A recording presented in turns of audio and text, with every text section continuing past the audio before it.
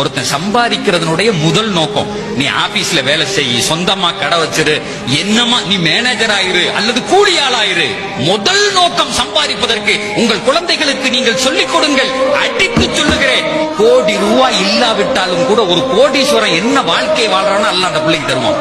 எழுதி வச்சுங்க. பெருமானார் சொல்லுகிறார்கள்,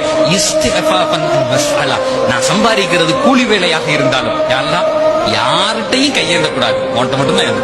அதுக்கு தான் அந்த சம்பாத்தியம் அப்படி சொல்லணும். எப்படி சொல்லணும்?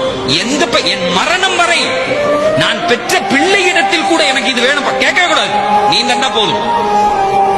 சொல்லி பாருங்களேன், கடைசி நேர தண்ணி வரை உங்களுடைய வாயில் இறைவன் ஊட்டுவான். நல்லா ஒண்ணு புரிஞ்சுக்குங்க, நீங்க வச்சிருக்க காசுகளும் படிப்பையும் கொண்டு இந்த உலகத்துல வாழ முடியாது. அல்லாஹ் நாடணும். கோடி ரூபாய் இருக்கவன் கூட ஏதாவது ஒரு நோயில இழுத்து பட்டு செத்து போறான். அந்த பணம் பயன்படவே பயன்படாது, அந்த அறிவு பயன்படவே பயன்படாது. இந்த உலகத்தில் எதுவாக இருந்தாலும் இறைவன் நாடணும். எத்தனையோ பேர் ஏழையா இருப்பான், 4 குமர் இருக்கும், கட்டி கொடுத்துருவான். குவைத்தில் ஆயில் கம்பெனில மேனேஜரா இருக்கேன், ஆனா இங்க பார்த்தா ஒரு வீடு கட்ட முடியலங்கிறான், என் பிள்ளைய படிக்க வச்சு ஒழுங்கா கட்டி கொடுக்க முடியலங்கிறான். வித்தியாசம் இருக்கு சார். எவனிடத்திலும் வாழ்க்கையில் கையேந்தி விடக்கூடாது. இறைவனே என்னுடைய மனதை நிரப்ப வேண்டும்.